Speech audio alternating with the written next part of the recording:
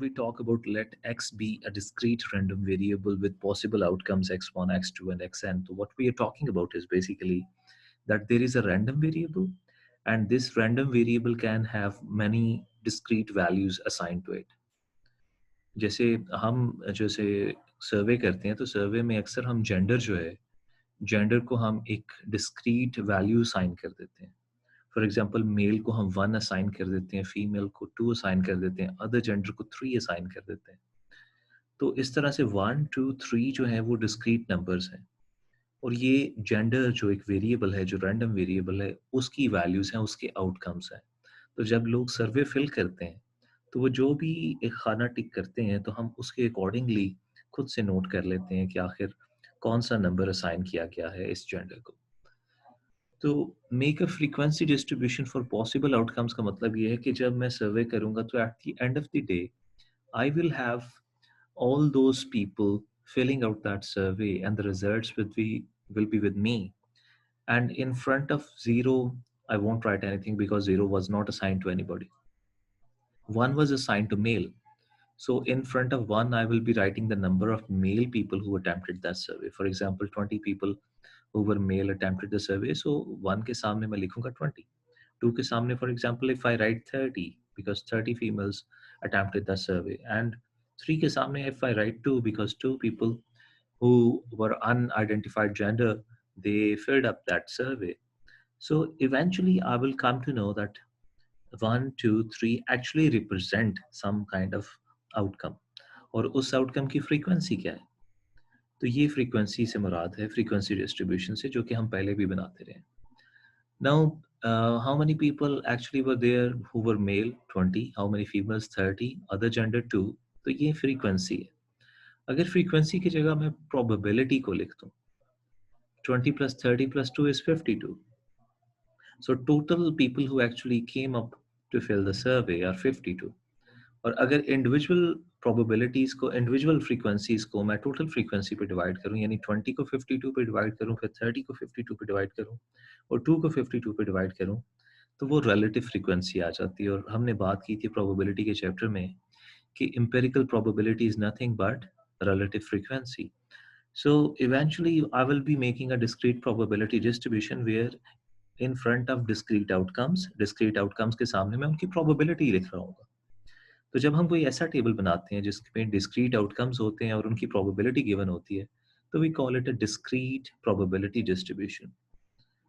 Okay, फिर हम क्या करते हैं, हम फ्रीक्वेंसीज का सम करते हैं और इंडिविजुअल क्लास की फ्रीक्वेंसी को टोटल फ्रीक्वेंसी पे डिवाइड करते हैं और देखते हैं कि हमारी जितनी भी फ्रीक्वेंसीज हैं उनका टोटल जो है वो रिलेटिव फ्रीक्वेंसीज का यानी प्रोबेबिलिटीज का टोटल जो है दैट इज इक्वल टू 1. तो यहाँ पे एक एग्जांपल है and I will like to discuss this example with you. ये एक स्पिनर है. For example this is a game in which we prepared the spinner and it will spin and you have a dot that you can fire on it. और वो dot जहाँ पे भी place होगा उसकी अकॉर्डिंगली जो player है उसको कोई प्राइस मिलेगा. ठीक है. The spinner blow is divided into two sections. There are two sections and they are visible in this picture. The probability of landing on one is 0.25. If you look carefully on this image, this spinner, you can find out that 25% of the area is given to one. 1 को 25% area given है, तो इसका मतलब है कि उस पे वो डॉट के लैंड करने की प्रोबेबिलिटी भी कितनी है, 25%. The probability of landing on the 2 is 0.7%. बाकी एरिया हमने 2 को असाइन किया है जो कि 75% है, तो 2 पे लैंड करने की प्रोबेबिलिटी भी 75% है. Now let x be the number the spinner lands on. तो जो प्लेयर है वो किस पे लैंड करेगा उसको हम डिनोट कर लेते हैं अभी के लिए x से, बिकॉज वी डोंट नो, अभी किसी ने ये गेम प्ले नहीं किया, तो हम इसको x से डिनोट कर रहे हैं. x की वैल्यूज तब आनी शुरू हो जाएंगी हमारे पास जैसे ही स्पिनर्स इसको स्पिन करेंगे और इस पे डॉट प्लेस करेंगे. तो अगर आप गौर करें तो यहाँ पे उसने कहा है कंस्ट्रक्ट अ प्रोबेबिलिटी डिस्ट्रीब्यूशन. एक प्रोबेबिलिटी डिस्ट्रीब्यूशन कंस्ट्रक्ट करें for the random variable x. अब यहाँ पे 3 चीजें नोट करने वाली है. नंबर 1, हमें क्या रिक्वायर्ड है, प्रोबेबिलिटी डिस्ट्रीब्यूशन.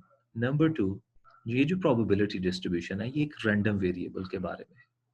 नंबर 3, इस रैंडम वेरिएबल के जो आउटकम्स हैं वो डिस्क्रीट आउटकम्स हैं। फॉर एग्जांपल इसके क्या आउटकम्स हो सकते हैं, 1 या 2, या 1 आउटकम होगा या 2 आउटकम होगा। जो भी स्पिनर स्पिन करेगा तो या तो वो 1 पे लैंड करेगा या 2 पे लैंड करेगा, इसके अलावा कोई आउटकम्स नहीं। तो डिस्क्रीट प्रोबेबिलिटी के आउटकम्स डिस्क्रीट होते हैं, उनमें कोई डेसिमल प्लेसेस नहीं होती, तो इसके कोई भी कॉन्टिन्यूस आउटकम्स नहीं हो सकते, डेसिमल प्लेसेस वाले आउटकम्स नहीं हो सकते। इसलिए हम जो प्रोबेबिलिटी डिस्ट्रीब्यूशन कंस्ट्रक्ट करेंगे that would be a discrete probability distribution. अब हम एक प्रोबेबिलिटी डिस्ट्रीब्यूशन कंस्ट्रक्ट करते हैं और देखें x में 1 के सामने हमने उसकी प्रोबेबिलिटी लिखी है 0.25 और 2 के सामने भी उसकी प्रोबेबिलिटी लिखी है 0.75।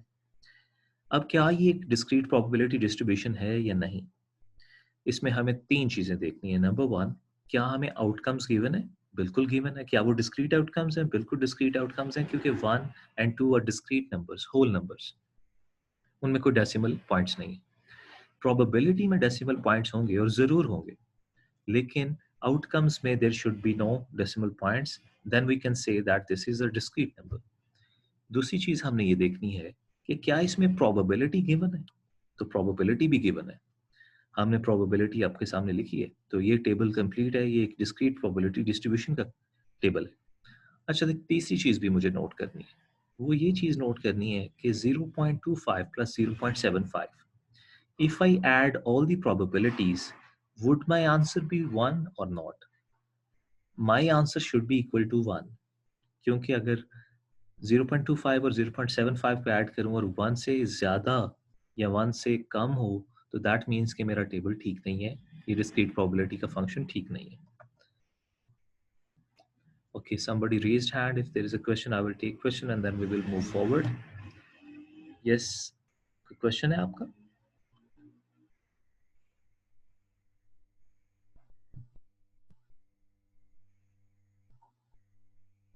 Students, no question?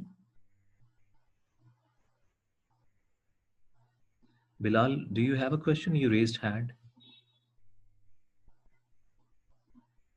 No, sir. Okay, that's all right. Okay, I will move forward. Now here is the same example, but इसको हम थोड़ा सा next step पे लेके जाते हैं. The spinner globe is spun 2 times. अब ये जो spinner है इसको हमने 2 बार घुमाया है. The probability of landing on 1 is 0.25. तो probability क्या है कि 1 पे वो land करेगा? Same probability, 25%. The probability of landing on 2 is 0.75. And the same probabilities is assigned for 2 also, which is 0.75 or 75%. Now let x be the sum of 2 spins. Now x is not only one spin, sorry. So x is now 2 spins. मतलब कि अगर हम 2 बार घुमाएंगे तो हमारा result क्या आएगा? Construct a probability distribution for the random variable x. Now we are going to construct a probability distribution in a little bit different form. तो अब देखिए अब हमारा टेबल कैसे नजर आएगा जी. Let me go to the table directly. फिर मैं एक्सप्लेन करूंगा. Now some of the spins, देखिए अगर मैं इसी व्हील को 2 बार घुमाता हूँ तो there are multiple probabilities. For example if I spin it for 2 times, the sum of the outcomes can be 2. 2 कैसे आउटकम आएगा? सम ऑफ द आउटकम्स 2 कैसे आएगा? बिकॉज अगर पहली बार मैंने स्पिन किया उस पर 1 आया, दूसरी बार स्पिन किया 1 आया, तो 1 plus 1 is equal to 2. So that's how I can say that the sum of spins would be equal to 2. अगर एक बार घुमाता हूँ 1 आएगा, दूसरी बार घुमाता हूँ 2 आएगा, तो मेरा आउटकम आएगा 3. अगर मैं दोनों बार 2 घुमाता हूँ तो 2 पे आता है, दोनों पे 2 पे लैंड करता है, तो the sum of both the outcomes would be 4. So यहाँ पे हम ये कह सकते हैं if we spin this spinner for 2 times, the all possible outcomes can be 2, 3 and 4. Okay, and 2, 3, 4 again are discrete numbers, so this is a discrete probability distribution. Number 1. Number 2, now we have to calculate the probability of each of them. तो हमने पिछले chapter में पढ़ा था कि when we do the event for 2 times, we multiply the probabilities with each other. तो अगर दोनों बार आपका जो स्पिन है वो लैंड करेगा 1 पे, तो 1 की प्रोबेबिलिटी है 0.25. और दोनों पर अगर 1 पे लैंड कर रहा है तो सम वुड बी इक्वल टू 2, 1 + 1 2। तो 2 की प्रोबेबिलिटी है 0.25 multiplied by 0.25 and the answer would be 0.0625.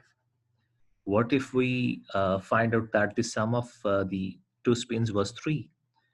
उसके लिए पहले एक पे लैंड करेगा फिर दो पे लैंड करेगा, तो एक की प्रोबेबिलिटी 0.25 है और दो की प्रोबेबिलिटी 0.75 है। दोनों को आपस में मल्टीप्लाई करेंगे तो 0.187 उसका आंसर आ जाएगा। Then for example if the sum of both is 4, right? लेकिन उससे पहले एक चीज नोट करें आप कि अगर दो बार हम स्पिन करते हैं इसको और एक पे लैंड करता है फिर टू पे लैंड करता है, ये एक केस है। दूसरा केस ये है कि पहले ये 2 पे लैंड करेगा फिर 1 पे लैंड करेगा। तो ये 1 और 2 वाले कॉम्बिनेशन जो हैं ये 2 हो सकते हैं। सो सम ऑफ 3 के 2 कॉम्बिनेशंस हैं। एक में पहले वो 1 पे लैंड करता है फिर 2 पे लैंड करता है। और दूसरे कॉम्बिनेशन में वो पहले 2 पे लैंड करता है बाद में 1 पे लैंड करता है। लेकिन दोनों की प्रोबेबिलिटी इक्वल है। और ये दोनों प्रोबेबिलिटीज हम ऐड करेंगे 0.1875 प्लस 0.187। तो ये यहाँ पे 3 के सामने हमने इनको दोनों को ऐड किया है, इसीलिए 3 के सामने 0.375 नजर आ रहा है आपको। एंड फाइनली 4 कि अगर हम दो बार घुमाते हैं और दोनों बार 2 पे लैंड करता है तो 2 + 2 की जो प्रोबेबिलिटी है 0.75 multiplied by 0.75, the probability would be equal to 0.5625। So now we can see that if we add all the numbers in the probability column, which is P of X, probability of X random variable, 0.0625 plus 0.375 plus 0.5625, the answer would be equal to 1. Or in all the discrete probability distributions, this would be the same answer that you will find out. अब इसको हम graph भी कर सकते हैं। जैसे हम relative frequency का ग्राफ बनाते थे वैसे ही हम प्रोबेबिलिटी का ग्राफ भी बना सकते हैं। एक्स एक्सिस पे हमारे पास क्या होगा, हमारे पास वो आउटकम्स होंगे जो कि डिस्क्रीट प्रोबेबिलिटी के आउटकम्स है। जैसे 2, 3 एंड 4 को हम एक्स एक्सिस पे प्लॉट करेंगे और वाई एक्सिस पे क्या होगा, प्रोबेबिलिटी जो कि 0 से स्टार्ट होती है और 0.625 तक जाती है, 0.0652 तक। तो इस तरह से हम जो है इसको प्लॉट भी कर सकते हैं। अब हम नेक्स्ट देखेंगे कि क्या डिस्क्रीट प्रोबेबिलिटी का मीन फाइंड आउट कर सकते हैं। तो अगर हम ग्रुप फ्रीक्वेंसी का मीन फाइंड आउट कर सकते हैं, ग्रुप फ्रीक्वेंसी का वेरिएंस या उसकी स्टैंडर्ड डेविएशन फाइंड आउट कर सकते हैं, तो उसी तरह से हम मीन भी फाइंड आउट कर सकते हैं डिस्क्रीट प्रोबेबिलिटी डिस्ट्रीब्यूशन का। हम इसकी स्टैंडर्ड डेविएशन भी फाइंड आउट कर सकते हैं, तो नेक्स्ट हम वही करेंगे। तो मीन क्या होती है डिस्क्रीट प्रोबेबिलिटी की? Mean is equal to summation x multiplied by p of x. X क्या है, आउटकम। जैसे यहाँ पे एक्स आउटकम है 2, 3, 4 and probability of x P of x क्या है, उस आउटकम की प्रोबेबिलिटी। जैसे 2 की प्रोबेबिलिटी क्या है 0.0625, ये अभी हमने कैलकुलेट की। एंड 3 की प्रोबेबिलिटी है 0.375 एंड 4 की प्रोबेबिलिटी है 0.5625। All we need to do is we have to multiply the outcome with its probability and then add all the products. जैसे हम 2 को मल्टीप्लाई करेंगे 0.0625 से और इसको ऐड करेंगे 3 को मल्टीप्लाई करके 0.0375 से, उसमें ऐड कर देंगे 4 मल्टीप्लाइड बाई 0.5625, तो हमारे पास जो वैल्यू आएगी वो हमारी मीन वैल्यू। तो ये देखिए हमने ये मीन कैलकुलेट किया, तो मीन यहाँ पे क्या है 3.5। थोड़ी सी इंट्यूशन हम देखते हैं यहाँ पे। इंट्यूशन क्या है, फॉर एग्जांपल हम ये जो स्टडी कर रहे हैं इसमें हम एटॉपिक बेबीज जो हैं, जैसे छोटे टॉडलर्स जो होते हैं उनमें एटॉपिक इश्यूज होते हैं, फॉर एग्जांपल एलर्जी के इश्यूज होते हैं, और उसमें हम देखते हैं कि आखिर कितना जो है वो प्रॉब्लमेटिक केस है। तो कुछ में एलर्जी ज़्यादा होती है, कुछ में कम होती है, और हम एक पर्टिकुलर वेरिएबल जो कि एक डिस्क्रीट वेरिएबल है वो फाइंड आउट करते हैं कि जैसे कितनी वैक्सीनेशन शॉट्स जो हैं वो लगी हैं अभी तक बच्चे को। जो हमारे पास पेशेंट्स आते हैं, चाइल्ड आते हैं, उनको हम उनका डाटा रिकॉर्ड करते हैं। हम ये देखते हैं कि नंबर ऑफ वैक्सीनेशंस कितनी हुई हैं उनकी। तो हमें पता चलता है कि 2 की, 3 की, 4 की इतनी फ्रीक्वेंसी है, और उसी से हम प्रोबेबिलिटी भी निकाल लेते हैं। तो 3.5 का मतलब क्या है? 3.5 का मतलब ये है या तो उसे 3 वैक्सीनेशंस लगी हैं या 4 वैक्सीनेशन लगी हैं। अब मीन है ना, तो हम ये कहेंगे कि ऑन एवरेज जितने भी चिल्ड्रन हमने स्टडी किए उनमें जो number of vaccination injected was either 3 और 4. व्हाई आइदर 3 और 4? बिकॉज हम डिस्क्रीट वेरिएबल की बात कर रहे हैं. 3.5 वैक्सीनेशन तो नहीं होती किसी. 3.5 टैबलेट्स आप खा सकते हैं, लेकिन 3.5 इंजेक्शंस तो नहीं लगते किसी को. तो इस लिहाज से 3.5 is not that much meaningful. तो डिस्क्रीट प्रोबेबिलिटी के हवाले से ये एक इशू है कि इसका जो मीन है वो कैलकुलेट तो हम करते हैं, लेकिन उसको मीनिंगफुल बनाने के लिए हमें अपनी इंट्यूशन इस्तेमाल करनी पड़ती है. हमें देखना पड़ता है कि आखिर ये क्या केस है जिसको हम स्टडी कर रहे हैं, और इसमें 3.5 का मतलब क्या होगा, 3 का मतलब क्या होगा और 4 का मतलब क्या होगा. तो ये जजमेंट होती है रिसर्चर की, जो वो एक्सप्लेन करता है. अब जैसे हमने मीन कैलकुलेट किया, उसी तरह हम वेरिएंस या स्टैंडर्ड डेविएशन भी कैलकुलेट कर सकते हैं, जिसमें देखें हमारे पास डिस्क्रीट आउटकम्स हैं 2, 3, 4, और उनके सामने हम पी एफ एक्स यानी उनकी प्रोबेबिलिटी गिवन है, और probability values are given in the table, and we only have to find out that mean value जो कि हमने पिछली स्लाइड पे फाइंड आउट की, विच वाज 3.5. तो अगर हमारा मीन 3.5 है, तो इफ़ यू रिमेंबर, तो हम डेविएशन कैसे कैलकुलेट करते हैं? हम इंडिविजुअल डाटा पॉइंट को लेते हैं, उसको उसके मीन में से माइनस करते हैं. तो x minus mean will give us basically the deviation. तो अगर आप देखें x minus mu, 2 minus 3.5 is equal to minus 1.5, 2 minus 3 is equal to minus 0.5, and 2 minus 4 is equal to 3.5 minus 4 is equal to 0.5. तो इस तरह हम हर value को mean में से माइनस करेंगे. अब you can see there are negative values as well as positive values. So what we need to do is we need to square them. And after squaring them, हम हर square deviation को, I'm going to repeat this, that we multiply every square deviation with the probability of that deviation. जैसे हमारी square deviation जो सबसे पहली है वो है 2.25. We multiply that with 0.0625 because उसकी corresponding probability 0.0625. तो इवेंचुअली हमारे पास जो प्रोबेबिलिटी वाला लास्ट कॉलम है, उसमें क्या प्रोडक्ट आती है, हम हर स्क्वायर डेविएशन को उसकी प्रोबेबिलिटी से मल्टीप्लाई कर चुके होते हैं. And we only have to sum this column up. इस कॉलम का हमें सम मालूम करना है, ऐड करना है, तो हमारे पास वेरिएंस आ जाएगा विच इज 0.376. अब वेरिएंस और स्टैंडर्ड डेविएशन में क्या फर्क है? We only have to take the square root of the variance and we come up with the standard deviation. So 0.376 का हम अंडर रूट लेंगे तो हम स्टैंडर्ड डेविएशन मालूम कर लेंगे, which is what, which is the standard deviation. So here I would like to take a little pause. I will ask you if there is some question so I can explain. So students, if you have any question, I will answer that regarding the discrete probability distribution, and then finding out the mean and the standard deviation of the discrete probability distribution.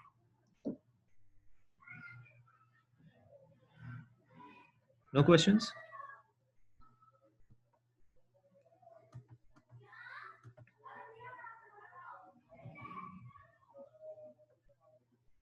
Okay, since there are no questions, I would carry on. The expected value, हम जिसे हम mean value कहते हैं discrete probability distribution में, उसको हम expected value भी कहते हैं. But it depends on the context. Usually lotteries में ये होता है और lucky draws में ये होता है. या फिर अगर हम किसी research में expected value calculate कर रहे हैं, for example अगर हमें ये देखना है कि एक कम्युनिटी में कितने लोग रहते हैं, इनमें से क्या पॉसिबिलिटी है, कितने एक्सपेक्टेड कोविड पेशेंट हमें अगले मंथ में, अगले दिन में, अगले वीक में मिलेंगे. तो वो एक्सपेक्टेड वैल्यू कैलकुलेट करने के लिए हम जो मीन डिस्क्रीट प्रोबेबिलिटी का फॉर्मूला है वो यूज़ करते हैं. और वो फॉर्मूला आपको पता है कि एक्स को हम सिर्फ पी एफ एक्स से मल्टीप्लाई करते हैं, हर एक्स आउटकम को उसकी प्रोबेबिलिटी से आउटकम करते हैं, वो मल्टीप्लाई करते हैं और सबको ऐड कर लेते हैं. So you can see here an example is given at a raffle. Raffle means a lucky draw. 500 tickets are sold for $1 each for two prizes of 100 and 50.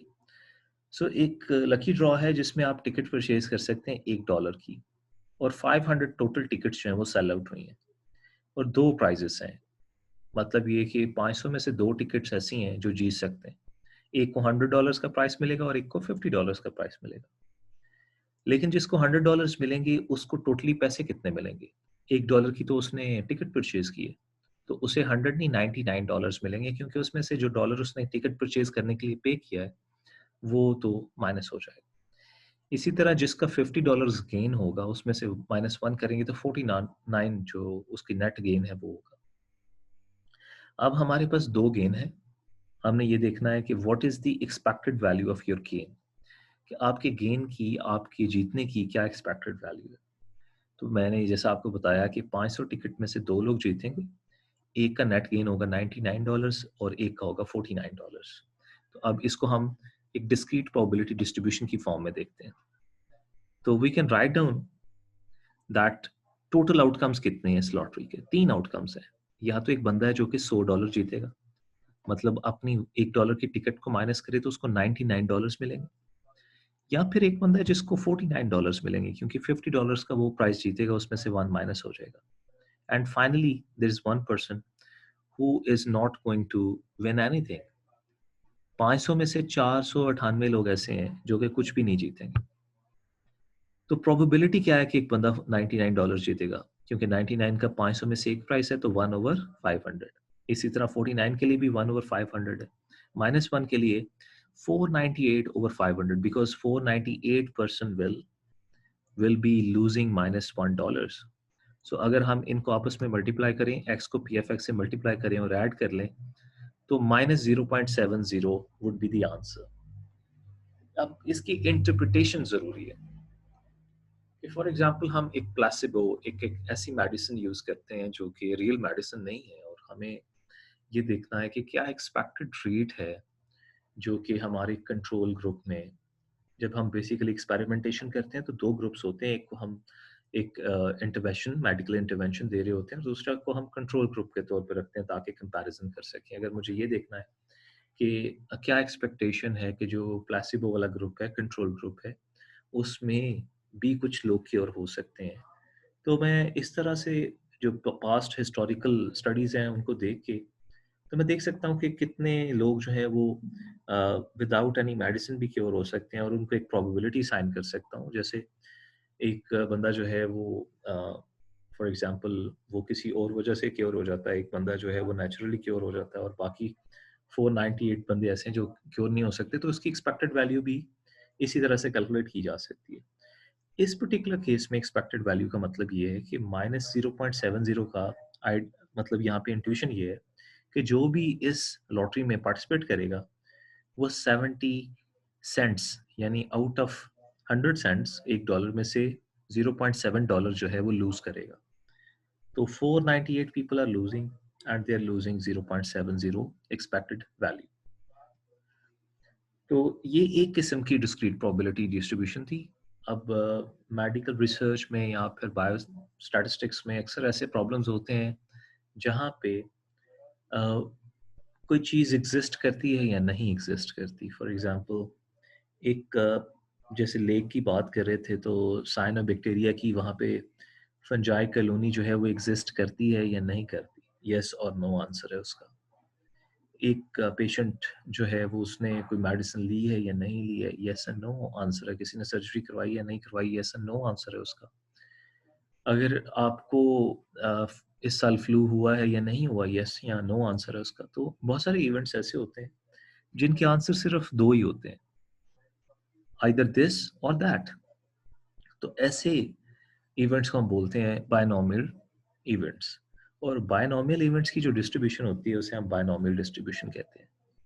Again ये भी डिस्क्रीट डिस्ट्रीब्यूशन है, क्योंकि हमारे पास 2 ही outcomes हैं, 0-1 या 1-2, yes no, true false, correct incorrect, pass fail. तो ये बहुत सारी एग्जांपल्स हैं जिसमें आप देख सकते हैं कि बायनॉमियल एक्सपेरिमेंट में 2 ही आउटकम्स होते हैं। The experiment is repeated for a fixed number of trials. This is very important. अगर आपसे कल को रिसर्च में आपने बायनॉमियल ट्रायल्स यूज करने हैं तो आपको पता होना चाहिए कि there are fixed number of trials that can be run for binomial experiments, number 1. Number 2 is there are only 2 possible outcomes. So the possible outcomes that we will have will be only 2. And the probability of success is the same for each trial. Now, what is success?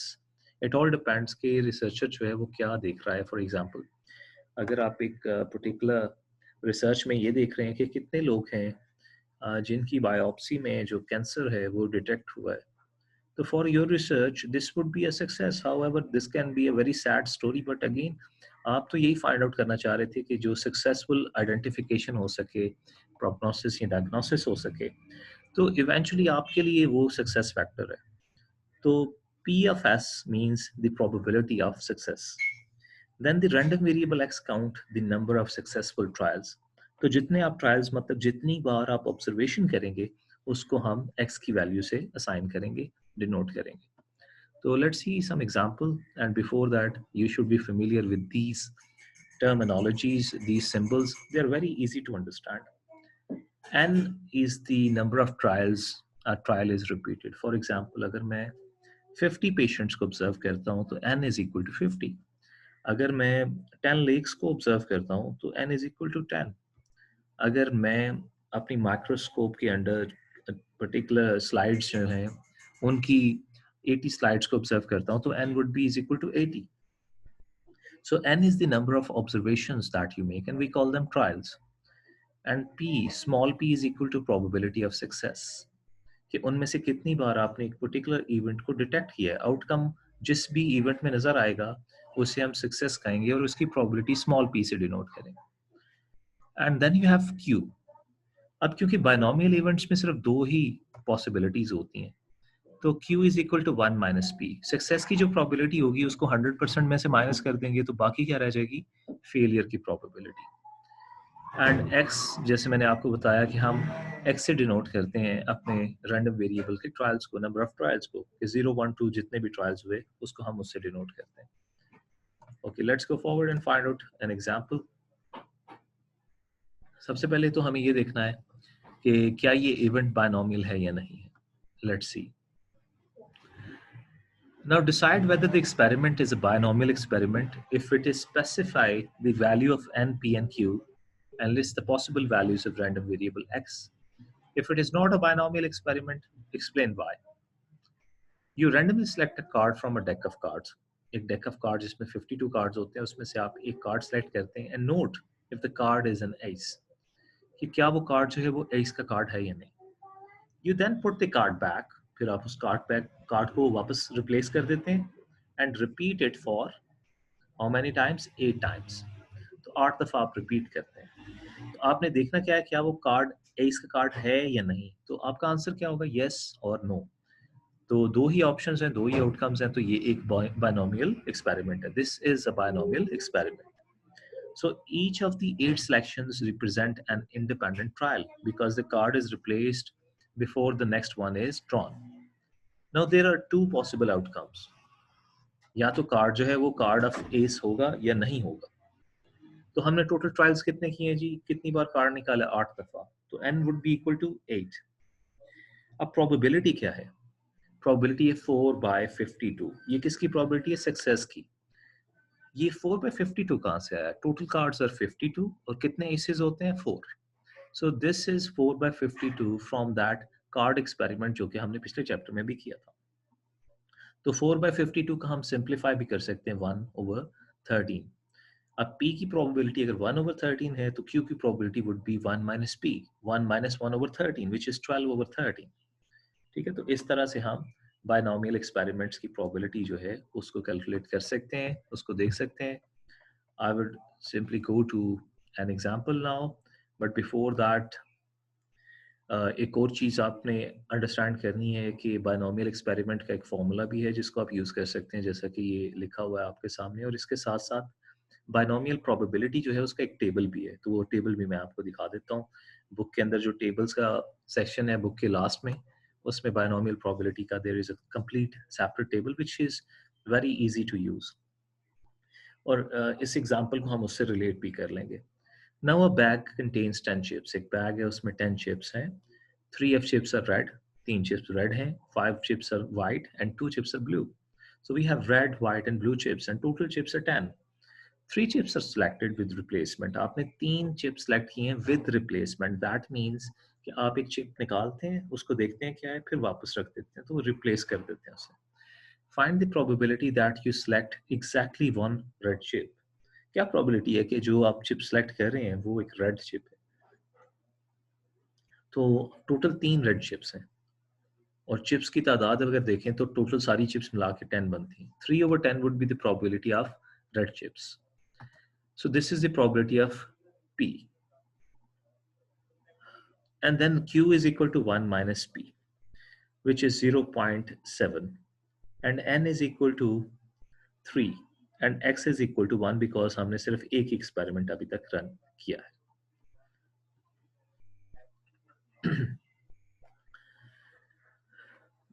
Okay, so probability को अगर हम formula के अंदर put करें तो हमें पता चलेगा कि 0.441 प्रोबेबिलिटी है, क्योंकि सबसे पहले तो हमारा कॉम्बिनेशन जो है उसमें 3 रेड चिप्स थी और एक ट्रायल में से उसको हमने फाइंड आउट किया. जो प्रोबेबिलिटी है 0.3 रेज टू पावर x हमारा एक ही है, एक ही ट्रायल है.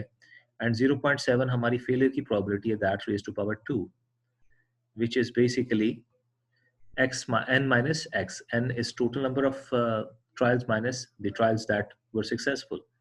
And that gives us 0.49 multiplied by 0.3 multiplied by 3 is equal to 0.441. तो इस तरह से फॉर्मूला से हम इसको फाइंड आउट कर सकते हैं.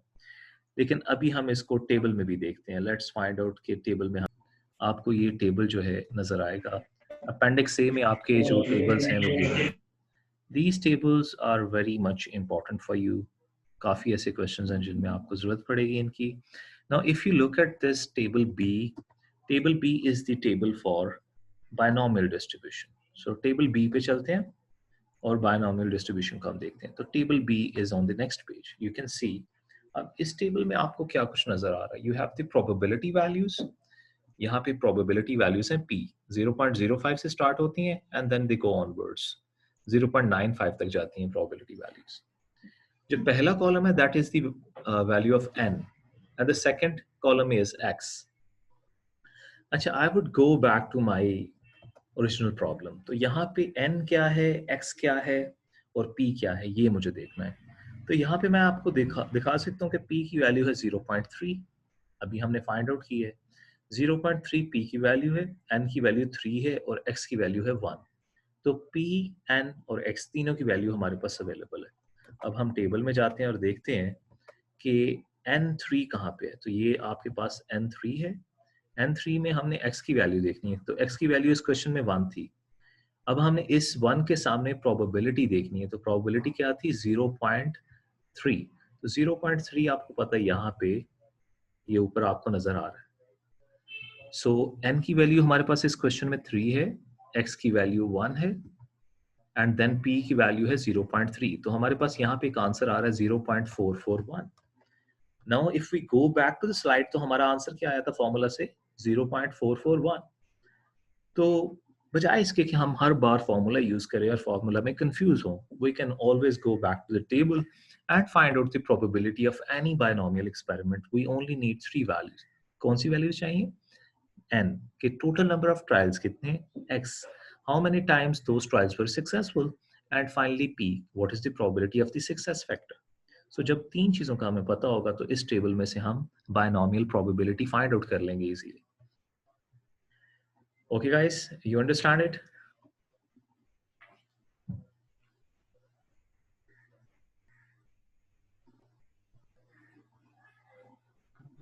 जी sir. Okay, so with that we are